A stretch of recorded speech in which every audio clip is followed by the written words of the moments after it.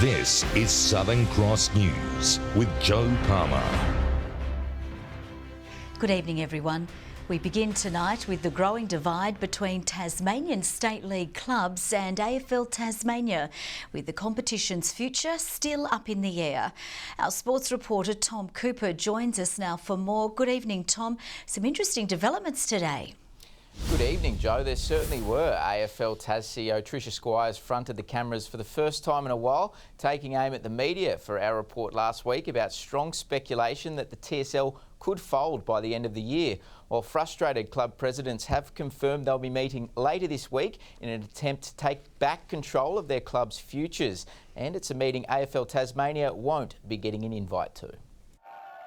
Despite the building fear that TSL clubs will have nowhere to play next year, Squires says the future of the State League is still yet to be discussed by the AFL Steering Committee. Can you understand why clubs are so edgy at the moment?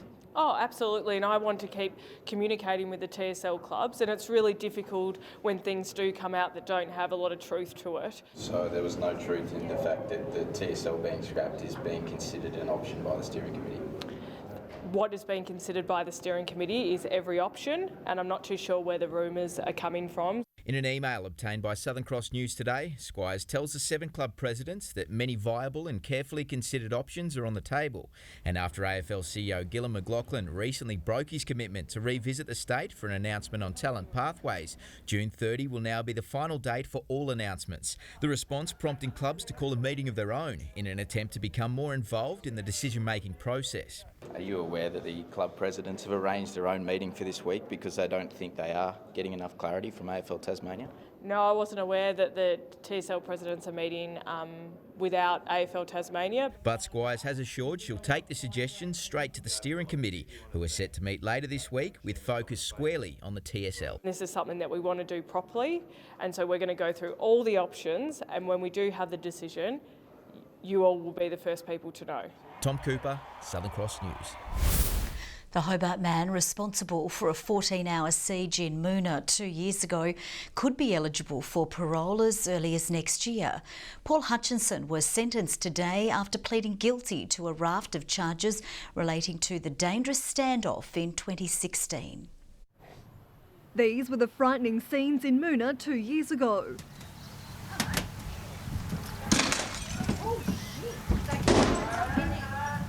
Police forced to evacuate the street, cordoning off the home and deploying the armoured Bearcat vehicle as shots rang out.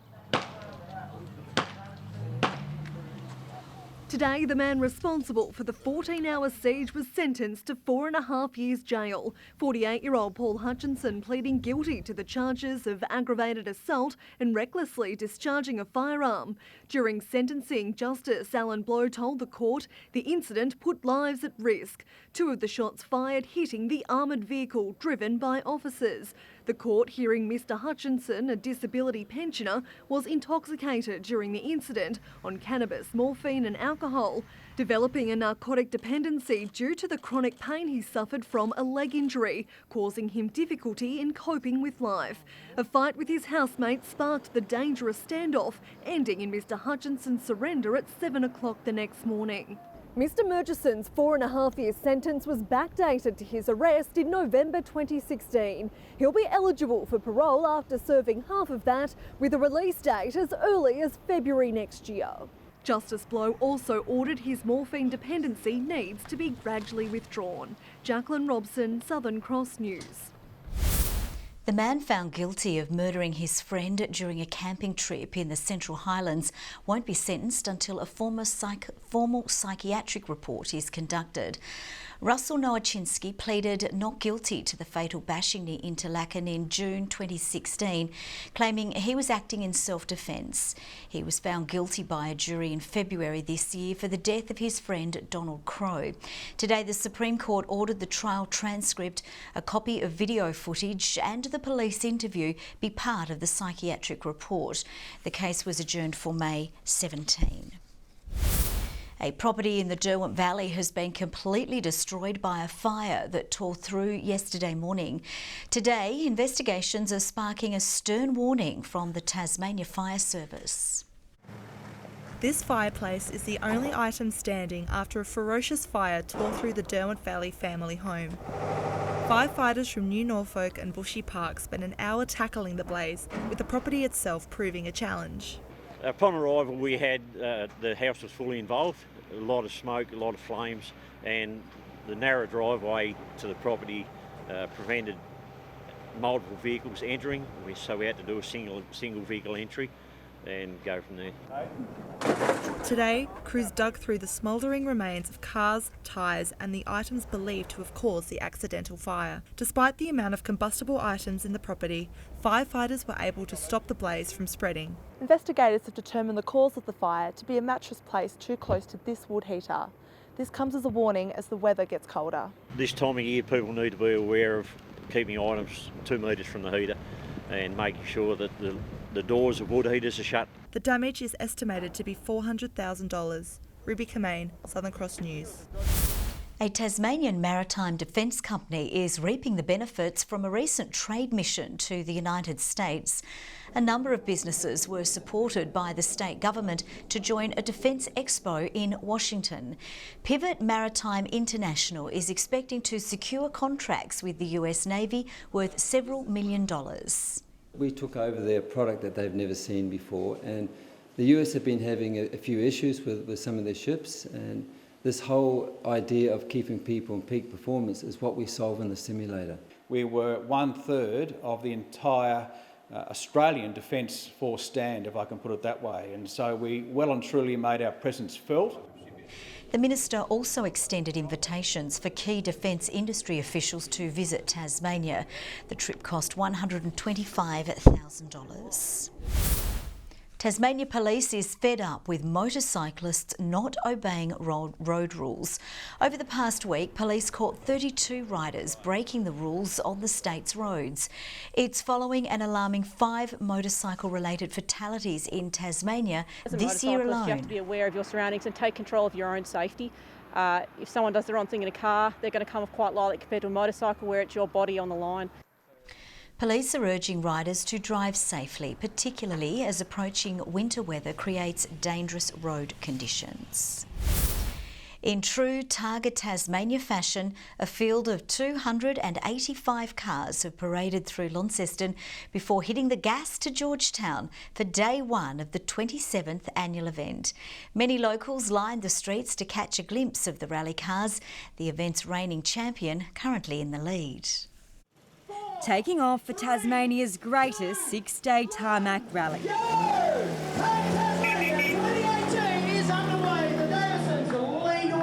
There's always a couple of minutes before you start every event where you think, why are we doing this? Then it all comes right and all comes clear. And why are you doing this? Because it's great fun. Competitors and tour drivers lapped up the attention. This is our 12th Targa. We've been working on the car a bit more, as you do every year. I've got my Navigessa over from New Zealand. Convoying through Launceston, heading for stage 1 on the West Tamer as fans watched on. Oh, it's great. It is. There's some pretty powerful vehicles out there. Pretty expensive ones too. Yeah, we love the cars. So my grandson's been fortunate enough to get a seat in a Ferrari and a Porsche. Just out of the city at Holwell is where the 27th annual Targa Tasmania race officially begun. Cars speeding through the opening stage and then through Cayena before taking on the renowned Georgetown Superstage. Targa Tasmania reigning champions Jason and John White putting on a show for spectators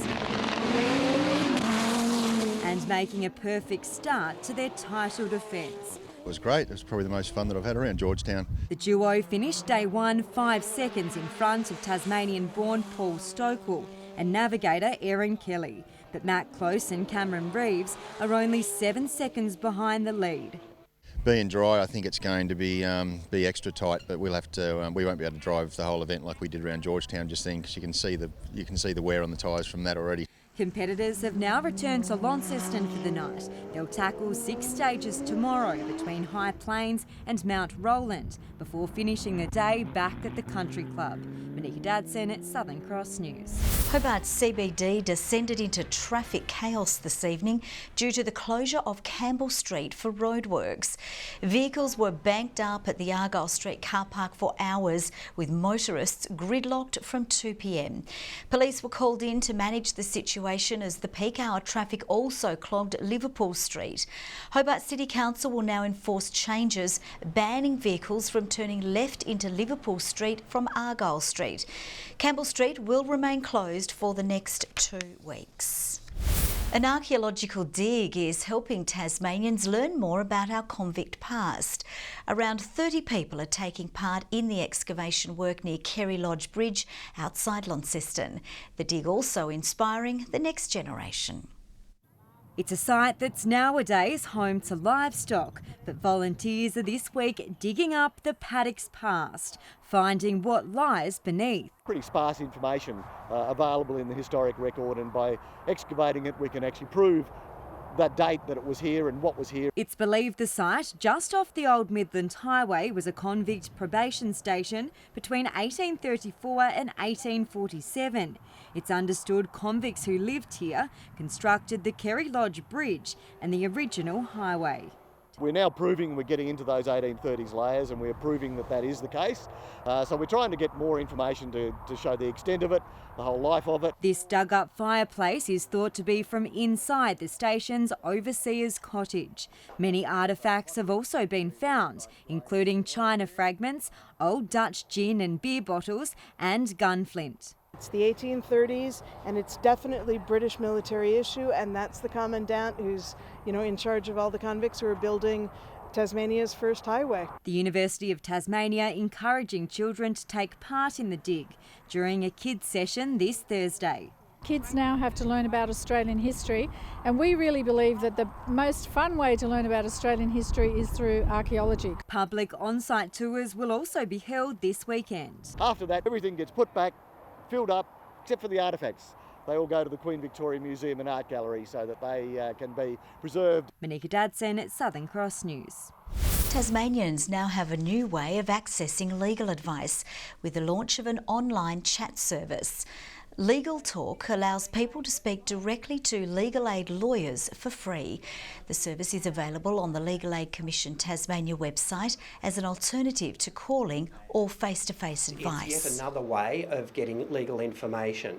So apart from our website and our telephone helpline and our face-to-face advice service in clinic, there is now a 4th avenue for getting legal information to Tasmanians. There aren't many legal queries which are exactly the same. So by having our lawyers on the other end, we can really provide that legal information which is directed to their legal problem. Details about the new service are on the website. Now let's take a look at the day's business and finance news. Thanks to Tasplan, your local super fund, the Australian share market has closed in positive territory, led by the energy sector as investors rallied around hopes that tension in Syria and the China-US trade tiff have both peaked. The ASX 200 index rose 12.2 points. Short time ago, the Australian dollar was trading at 77.74 US cents and 54.49 British pence. 2 young Tasmanian boys have been given a life-changing gift. These $8,000 chairs are the first of their kind to be imported into the state from the US. They will help Will, Ronan and others like them who live with a disability. What these chairs allow is for these kids and their families to get out and do running events, cycling events, triathlons, those kind of things. So that's the important thing, is allowing them to be included in everyday activities that we take for granted. The Just Like Jack group raised funds for the chairs through community events. The bright green machines will have their first official run in the Launceston 10 in June. And despite the troubles facing the Tasmanian State League, women's football is in the strongest position it's ever been in, according to AFL Tasmania.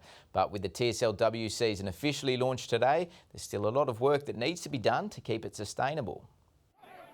There's more females passionate about footy than ever before, but Tasmania is one of many states struggling to keep up with the growth. You have quite a few ovals and clubs right throughout Tasmania, but to be honest, there are very few of them that are actually female friendly when it comes to the facilities. With three-time Olympian and AFL Women's CEO Nicole Livingstone tasked with finding the solutions, the calls for more funding from the AFL and state government are set to ramp up to give AFLW stars of the future the best chance at realising their potential.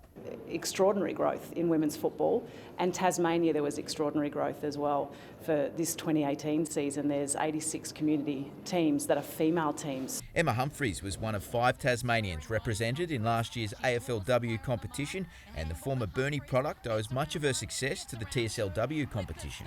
Hopefully we can have a good season with the girls as well and just start to make that pathway through for the girls to AFLW. The 2018 season will consist of a 5-club, 18-round format, once again showcasing the state's most exciting young talent, hoping to follow in the footsteps of Tasmania's AFLW trailblazers. They can see their idols play on TV. They haven't been able to do that before. It's always been men or boys on TV, so now that they can actually see that pathway, they've just got to put in the hard yards, I guess. The season kicks off on April 22. And the votes are in for the RACT Player of the Year in the TSL after round 3, with young gun Brodie Palfreman securing the 3 votes in Launceston's win over Lauderdale. Jay Bowden earned his first best on in 2018 in the Pies' upset win over North Launceston, with Brady Jones the standout for Clarence as the Roos made easy work of North Hobart. To the leaderboard, and Glenorchy's Daniel Joseph and Brodie Palfreman sit on top with 5 votes, with Brady Jones 1 vote back. The Soccer Now and new Kingborough coach Mark Broadbent says his side is just getting warmed up for the season following an impressive performance against former ladder leaders Hobart Zebras, with the Lions putting 5 unanswered goals through for the match. Now that's past tense, we're on to the next one, and the culture's different. Yeah, we expect certain levels of performance. We just don't want it to be one great game, we just kind of want to take this game and, turn it into something else. The Lions will have a chance to do just that when they take on Clarence away from home this Saturday. Launceston Tornadoes Siebel Championship hopes have been dealt a massive blow, with import Michaela Roof suffering a season-ending knee injury during her final game with her club in France. The American was contracted to join the Tawns following the European season, but is now expected to be sidelined for around 12 months with a suspected ACL injury, as the side now look for a replacement. Lauren Mansfield has finished her season in Poland and is set to be available for the side's double header in Melbourne this weekend. Good evening. The chilly conditions from the weekend continued in Hobart today. 13 the top, 18 for Launceston, Burnie 15 and Devonport 17 degrees. 20 the high today at St Helens, protected a little from the cold southwesterlies today. Most maximum temperatures up to 7 degrees below average. Friendly Beaches 18, Flinders Island 17, King Island and Lowhead 16, Smithton 15 today, Strawn 14, Ouse 13 and Grove 12, Lyoweeney half that. Speckled low cloud is over most of the state. A low level cloud band to the far northeast as the day progressed moved off over Flinders Island. And most of the action was over our region, and the country to the north had very little cover, just some mid to high level cloud over southern WA.